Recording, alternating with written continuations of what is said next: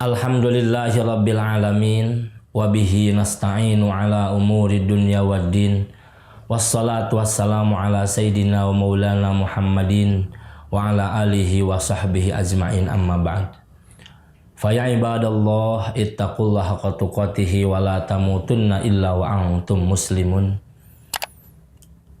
Para pemirsa Sinyal Islam Indonesia dimanapun berada, alhamdulillah wa syukur ala ni'amillah. Pada kesempatan ini, atas izin, kudrat dan iradat Allah Subhanahu wa Ta'ala, kita dipertemukan di majelis Sinyal Islam Indonesia yang insya Allah pada kali ini kita akan membahas tentang masalah fikih, yaitu yang berhubungan dengan syarat tayamum. Melanjutkan pembahasan yang kemarin, karena kemarin belum begitu tuntas, kita sekarang bahas pembahasan syarat tayamum yang kemarin. Hadirin, para pemirsa Sinyal Islam Indonesia yang saya hormati dan Allah muliakan, syarat tayamum kemarin ada 5. Syarat tayamum kemarin ada 10. Ya. Syarat tayamum kemarin ada 10. Yang pertama, ayyakuna biturab. Yang kedua, wa ayyakuna turab tahirun. Yang ketiga, wa alla yakuna musta'malan. Yang keempat, wa alla yukhalitahu daqiqun wa nahuhu.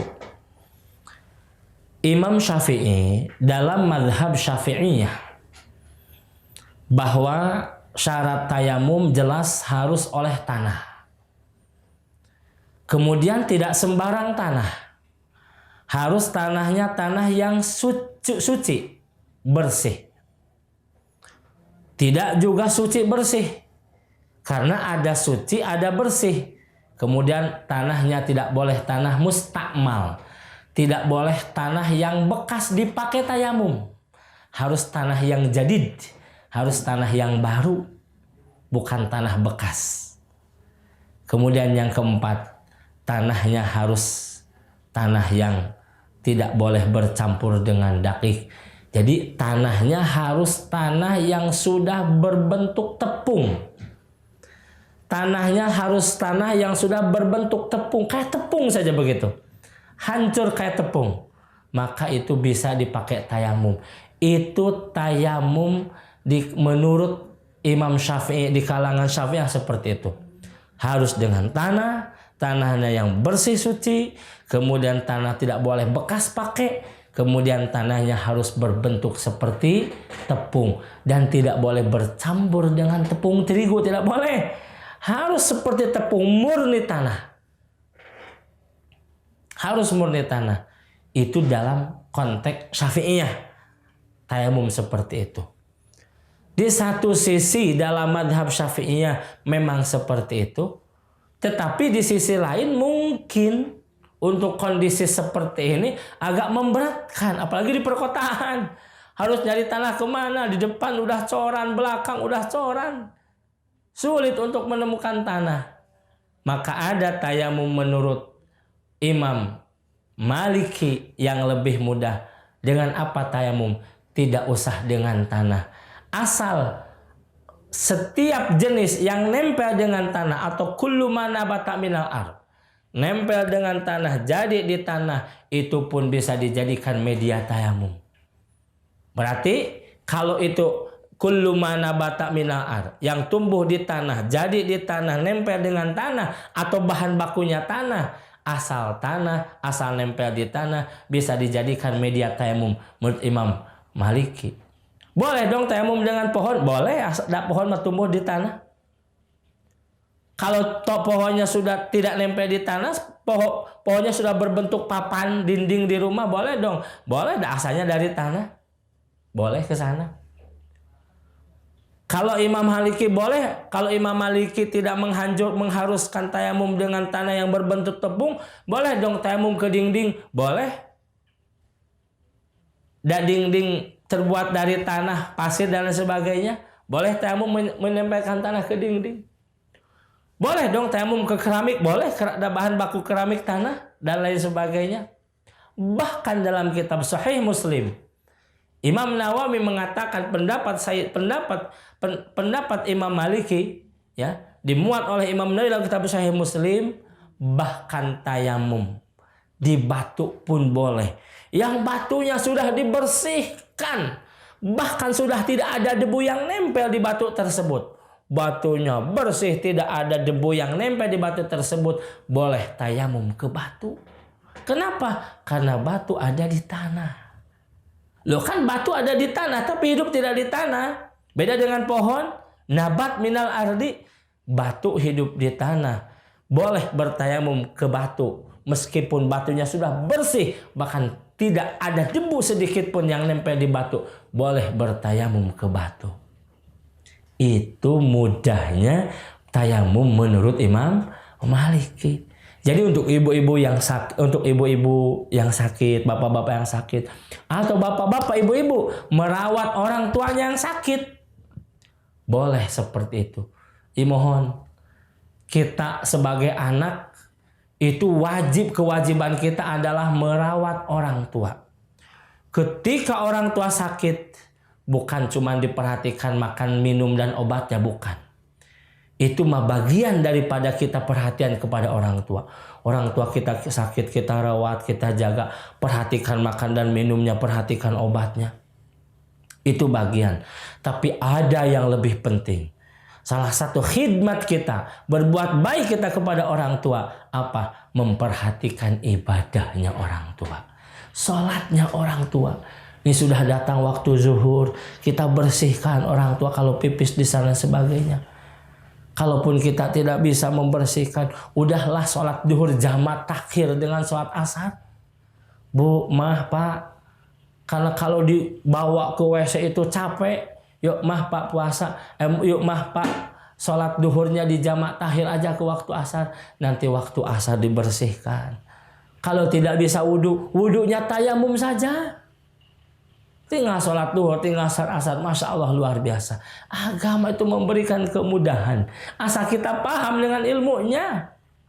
Ya, ataupun kita sakit gak ada yang ngurus, Masya Allah, seluruh tubuh kita bersih tapi mau sholat gak ada yang bawa ke WC-nya, sudah tinggal tayamum, tempelkan ke dinding, tempel tayamum, latut tayamum lillahi ta'ala, latut tayamum alistibati pardi sholat lillahi ta'ala, udah tempelkan lagi, usap gini, beres semuanya. Hanya 2 kali nempel untuk wajah, 1 kali lagi untuk kedua tangan. Tayamum Masya Allah luar biasa. Begitu mudah menurut Imam Maliki. Maka tidak ada hujah. Kenapa kamu tidak sholat? Tidak bisa, ya Allah. Kamu punya anak? Iya, punya anak. Anak kamu merawat atau tidak? Tidak. Memperhatikan tidak? Memperhatikan makan dan minum. Tapi sayang sholat tidak diperhatikan. Masya Allah, rugi kita sebagai anak.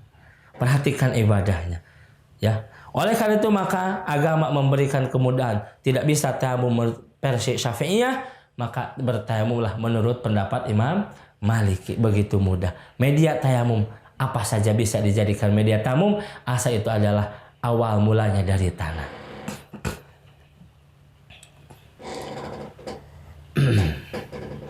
Kemudian wa ayat tayammama li kulli fardin. Tayamum itu hanya untuk 1 kali sholat. Kalau tadi sholatnya jamak takdim atau jamak takhir, maka untuk sholat duhur tayamum. Sekarang kita sholat duhur tayamum dulu. Nawatut tayamum alistibahati parti sholat lillahi ta'ala. Tempelkan lagi, ya. Udah beres sholat duhur 4 rakaat. Beres sholat duhur, assalamualaikum, assalamualaikum. Lanjut sholat asar, tayamum lagi, tempelkan lagi. Natut tayamum alistibahati fardhi sholat. Niat saya tayamum untuk mengambil kebolehan melaksanakan sholat. Tempelkan lagi. Udah beres. 2 kali nempelkan ke media tayamum, 1 untuk muka, 1 untuk wajah. Niat tayamum, nawaitu tayamum alistibahati fardhi sholat. Niat saya tayamum untuk mengambil kebolehan melaksanakan sholat. Bagaimana kalau sekarang sunnah dulu baru tayamum boleh atau tidak? Tidak boleh. Jadi kalau tayamum itu tidak boleh diselang oleh sunnah. Kita tayamum untuk sholat duhur. Tayamum. Natut tayamum alistibahati fardhi sholat. Tangan dan sebagainya beres. Tayamum. datang ke masjid, jangan sholat sunat tahiyatul masjid, jangan sholat sunat qobliyah, langsung sholat fardu. Kenapa? Kalau kita begitu datang ke masjid, sholat sunat tahiyatul masjid, mau sholat qobliyah, harus tayamum lagi. Beres sholat qobliyah, mau sholat duhur, harus tayamum lagi. Karena tayamum hanya untuk sholat fardu. Kalau tayamum untuk sholat sunat, lanjut ke fardu. Ketika sholat sunat, beres sholat sunat, mau melanjutkan ke fardu, untuk fardu harus tayamum lagi. Bagaimana kalau sekarang sholat duhur dulu, tayamum untuk sholat duhur, beres tayamum untuk sholat duhur, dilanjutkan untuk sholat ba'da duhur, ba'diyah duhur, boleh atau tidak? Boleh, tidak usah tayamum. Asal beres sholat duhur langsung dilanjut untuk ba'da duhur, itu mah boleh. Yang tidak boleh tadi, untuk sholat duhur diselang oleh sunat qobliyah, itu mah gak boleh. Karena harus ada dua tayamum. Tayamum untuk qobla duhur, tayamum untuk sholat fardu duhur. Kalau untuk qobla. Bagaimana kalau untuk ba'diyah? Boleh kita tayamum untuk sholat duhur, kemudian dilanjutkan untuk sholat ba'diyah duhur, tidak usah tayamum lagi. Bahkan sehabis sholat ba'da duhur, saya mau baca Quran, udah langsung tinggal baca Quran, nggak apa-apa. Tayamumnya satu kali, ya tayamum untuk fardu itu boleh dipakai untuk sunat. Tapi tayamum untuk fardu tidak boleh terhalang oleh sunnah. Kemudian yang berikutnya, at-tayamum khamsatun. Tayamum itu ada furudut tayamum khamsatun. Rukun tayamum itu ada 5. Yang pertama, al-awwal naqlut turab. Harus memindahkan tanah. Tadi tidak boleh, mau tayamum udah digusuk-gusuk muka kita ke tanah, nggak boleh. Mau tayamum ditempelkan ke dinding muka kita, nggak boleh. Harus ada naqlut turab. Nah, tangan. Pindahkan tangan. Nah, gitu. Ya, naqlut turab. Yang kedua adalah an-niyat. Tayamum itu harus niat. Nah, jelas dalam madhab Syafi'iyah, ya, mengambil daripada hadis Rasulullah SAW, innamal a'malu binniyat. Sahnya amal itu dengan niat. Kalau amal tanpa niat tidak sah. Kita puasa malam nih, ya, kita puasa malam. Di malam hari kita tidak niat. Puasa saja duhur, subuh tidak makan, subuh tidak makan. Kamu puasa. Niat gak malam? Enggak niat. Tidak sah puasanya di madhab Syafi'iyah. Kenapa? Karena setiap kali kita melaksanakan puasa di malam harinya harus diawali dengan niat.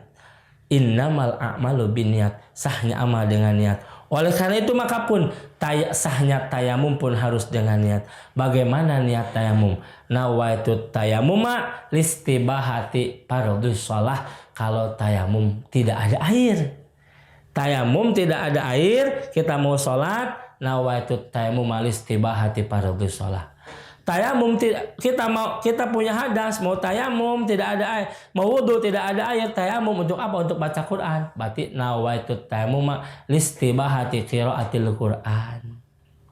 Kita punya hadas besar, ibu-ibu beres haid, beres suci dari haid, mau mandi besar tidak ada air, kemudian ibu wajib melayani suami, sudah waktunya.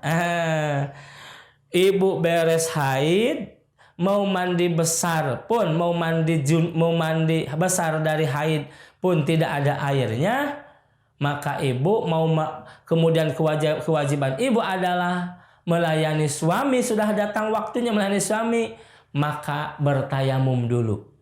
Bagaimana sisa tayamum dari sebagai pengganti dari adus? Apakah harus gugulingan di tanah gitu? Tidak harus gugulingan seperti ayam, Bu. Tidak harus. Gimana tuh? Cukup tayamumnya seperti tayamum sholat. Tempelkan tangan kita ke media tayamum, usapkan ke muka, tempelkan lagi, usapkan kedua tangan. Udah beres seperti itu. Tayamumnya seperti itu. Ya, cuman niat tayamum beda. Kalau niat tayamum untuk tadi ibu sebagai pengganti daripada sebagai pengganti daripada adus untuk melayani suami, maka niat tayamumnya adalah nawaitu tayamuma listibahati tamkinid jauz. Niat saya tayamum untuk mengambil kebolehan. Niat saya tayamum mengambil kebolehan untuk menyerahkan diri saya kepada suami. Begitu. Niat saya tayamum mengambil kebolehan untuk menyerahkan diri saya kepada suami saya. Nawaitu tayamuma listibahati tamkini jauz. Itu niat tayamum untuk menyerahkan diri kepada suami. Kalau ibu masih punya hadas, belum belum bisa diadus, belum bisa mandi besar. Kemudian yang ketiga, mashul wajhi. Ya, rukun tayamum itu yang ketiga adalah mengusap wajah. Tempelkan tangan ke media tayamum, usapkan wajah seperti ini. Tuh. Nggak usah seperti udah. Kalau udah begini. Nah, udah tuh begitu. Kalau tayamum udah usap aja. Gitu. Ya, beres tayamum seperti itu. Kemudian tangan. Yang keempat adalah mashul yadain. Yang keempat adalah mengusap kedua tangan. Tempelkan kedua tangan kemana? Ke media tayamum. Sudah ditempelkan ke media tayamum, kemudian tangan kiri si mana kanan. Ya, caranya begini. Saya begini. Ya tuh, di sini. Yang sini tidak boleh dulu tempelkan. Begitu. Ya, ini jangan ke sini kan. Cukup sampai sini. Dari sini. Tuh. Sini tuh, lihat ya. Dari sini tuh. Saya begini. Tadi ke belakang. Kemudian ke sini. Sampai sini. Jangan dilepaskan aja, jangan. Kayaknya ada tanah kan. Sampai sini. Baru tuh. Ya. Seperti itu. Niat cara mengusap tangan. Ilal mirfaqain, sampai mana? Sampai sikut wajibnya. Sampai sikut. Kemudian yang kelima at-tartib bainal mashatain. Yang kelima harus tertib di antara rukun. Ya, tangan muka dulu baru tangan. Niat plus muka baru tangan. Tidak boleh tangan dulu baru muka, tidak boleh. Harus tertib. Itu adalah pada tayamum. Kemudian paslun sekarang mubtilatut tayamum salah satu. Yang membatalkan pada tayamum itu ada 3. Perkara yang menjadikan tayamum itu batal. Tayamumnya jadi batal itu ada 3. 1, ma'abatolal wudu'a.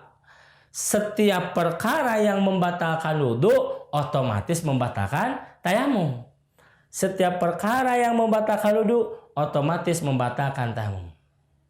Kemudian yang kedua wariddah, murtad.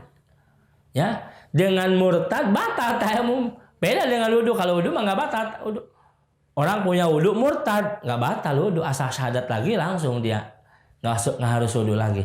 Tapi kalau dengan tayamum, dengan dia bersuci dengan tayamum, kemudian murtad, batal tayamumnya dengan sebab murtad. Baik murtad itu ada 3. 1, murtad bil i'tiqad, keyakinan. Dengan keyakinan, dia yakin bahwa ada lagi Tuhan selain Allah. Dia meyakini yang lain, ada kekuatan baru selain kekuatan Allah. Itu murtad bil i'tiqad. Atau 2, murtad bil qauli, dengan perkataan. Bagaimana murtad dengan perkataan? Dia mengatakan, ya, dia mengatakan dalam mulutnya bahwa ada Tuhan. Tuhan itu ada 2, ada Tuhan barat, ada Tuhan timur. Nah, itu pun murtad bil qauli, dengan sebab perkataannya. Ada yang ketiga, jalan murtad itu adalah murtad bil fi'li, dengan pekerjaannya. Mohon maaf, bagaimana murtad dengan bil fi'li, dengan pekerjaannya? Yaitu, ya, orang Islam mengikuti gerak-gerak ibadah orang lain. Mohon maaf, kalau orang ibadahnya menyembah matahari, kita ngikutin. Begitu matahari muncul, kita ngikutin, gitu kan ya, ngikutin. Itu murtad bil fi'li, mengikuti gaya ibadah orang lain. Tidak boleh, ya, tidak boleh. Oleh itu maka dalam Islam dianjurkan toleransi, Tapi toleransi itu bukan berarti kita harus mengikuti tata cara amal ibadah orang lain. Kemudian yang berikutnya adalah watawahumul ma'in tayammama li faqdihi. Ya, yang ketiga adalah watawahumul ma'in tadi. Punya sangkaan ada air. Kalau dia tayamum tidak ada air, contoh gini.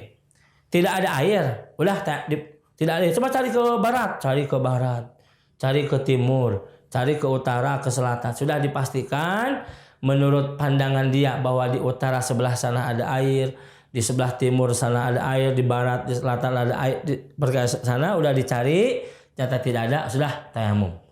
Begitu tayamum, ya, begitu dia tayamum sholat. Ketika sholat mendengar ada percikan air, cerak. Kayaknya ada suara percikan air, ada air yang ngalir deh. Nah, kayaknya dia punya sangkaan kayaknya ada air di sebelah sana. Begitu dia berprasangka bahwa ada air di sebelah sana, padahal bukan yakin tapi kayaknya ada air di sana, maka langsung batal. Sholatnya batal, tayamumnya.